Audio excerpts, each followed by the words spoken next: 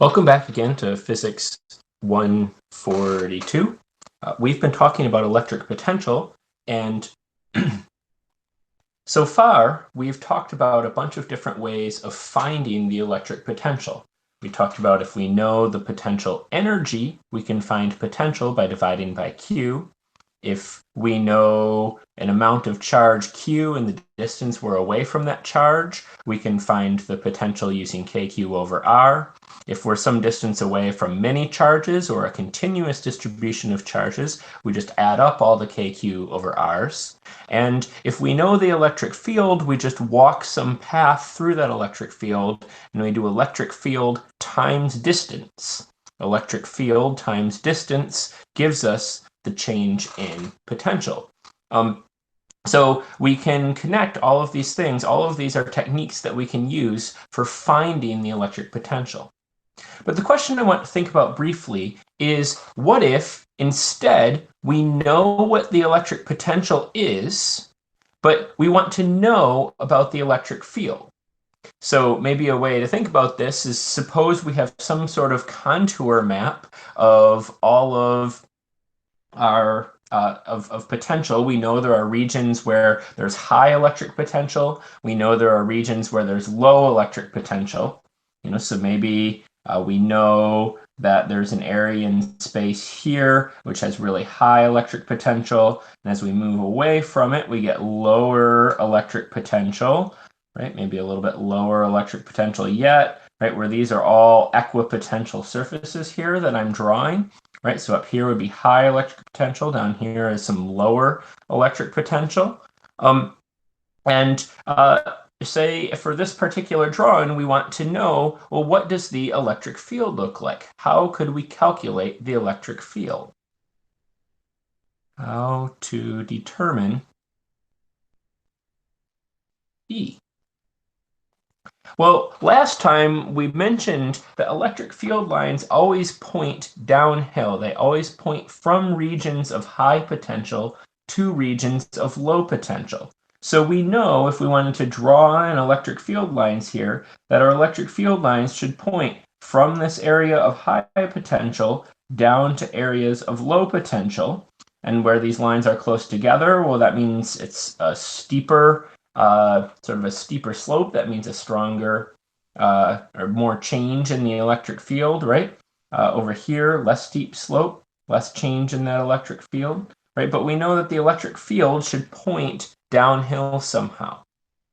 So we need a way to calculate that, and this is a little bit tricky because electric field has both magnitude and direction.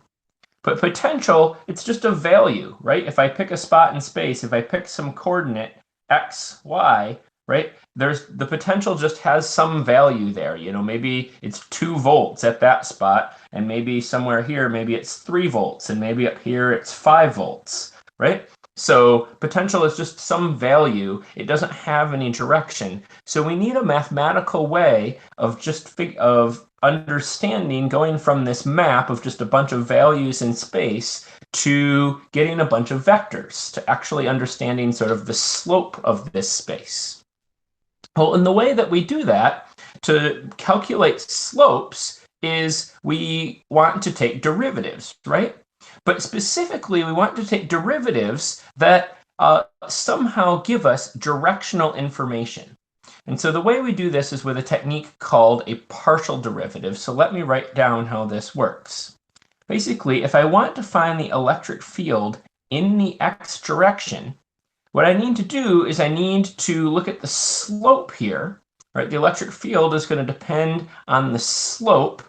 If it's more sloped, I'll have more electric field. If it's less sloped, I have less electric field. So it depends on the slope of the potential. But if I just want it in the x direction, if I draw some x, y coordinate plane, then I just want to figure out, well, what's the slope if I walked exactly in the x direction, right? I want to measure the slope just in the x direction. And so the way we do that is with this concept called a partial derivative, where we take the derivative of the potential but only with respect to x, only in the x direction. So we hold the y direction or the z direction, we hold all the other directions constant. And then you remember there's this negative sign between electric field and potential here, so we need to put in a minus to complete it. So if I want the electric field in the x direction, then I take the opposite of the derivative and just the derivative with respect to x. We call this the partial derivative. It means the derivative in the x direction. Similarly, if I want to know what the electric field is here in the y direction, then I want to take the derivative, again, find the slope, all right? But I want to just find that slope in the y direction, so I take the derivative just with respect to y. So it's a partial derivative with respect to y.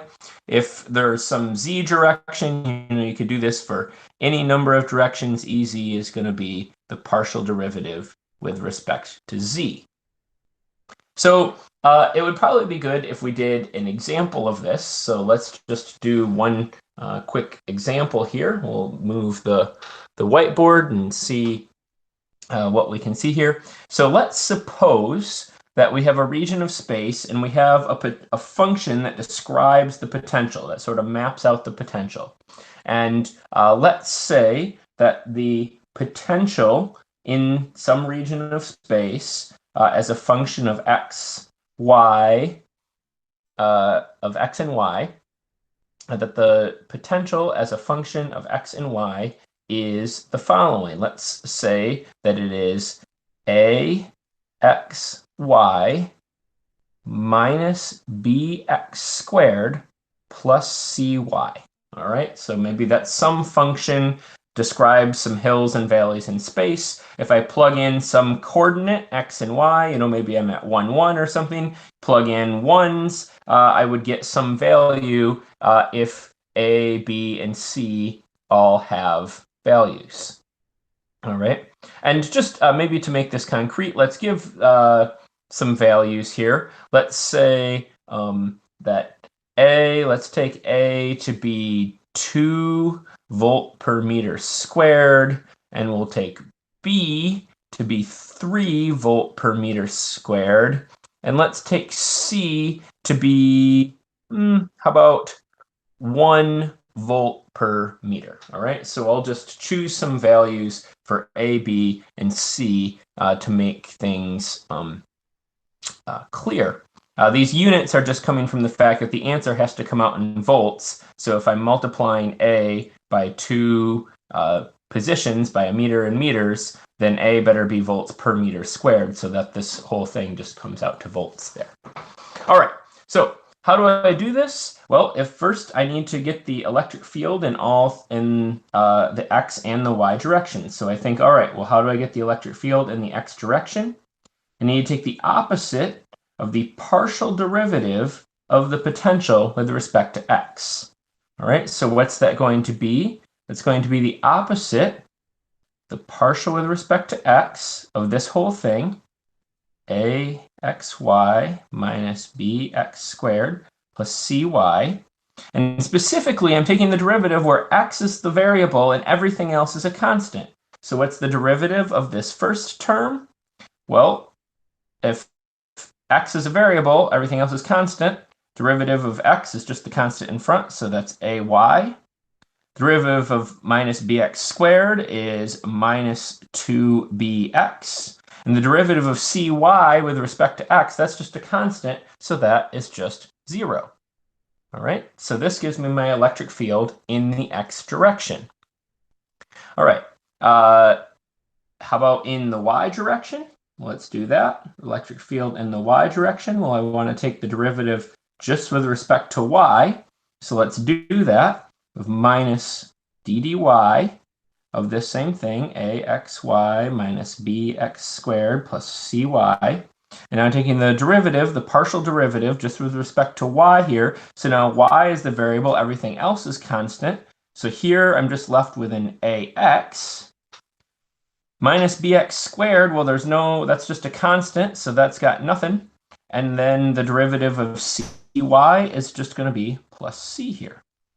All right, so there we have it. Now we have an electric field in the x direction and in the y direction. All right, if you wanted, I could then plug in these values for a and b and write this out as sort of an overall final answer. So let's go ahead and do that here. All right, we'll make a little space. So the electric field vector then, right, is going to be minus A, we said was 2, so minus 2y plus B, we said is 3, so 2 times 3 is 6, 6x, and that is all in the I hat direction. And then the j hat direction is going to be minus 2x plus c, with the minus sign distributed, is minus 1 in the j hat direction. So there's my final electric field vector. You could imagine plugging in, choosing a point. So maybe I choose the point, like what if we chose the point, what is the electric field at the point 1, 4? That might be a question that we ask. Well, then I can just take and plug these values in. So I plug in 1 for x and 4 for y. That's going to give me here minus 2 times 4 is minus 8 plus 6, I believe, right? Did I do that properly? Yeah, minus 8 plus 6 is going to give me just plus 2 volts. I hat, right? I chose the 0.14. And then here I have minus 2 minus 1 more is going to be minus 3 volts in the j hat.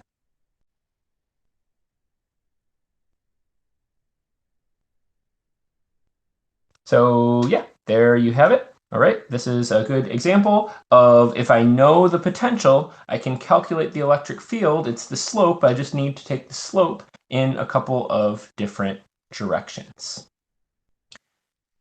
We'll talk about this more in a future video.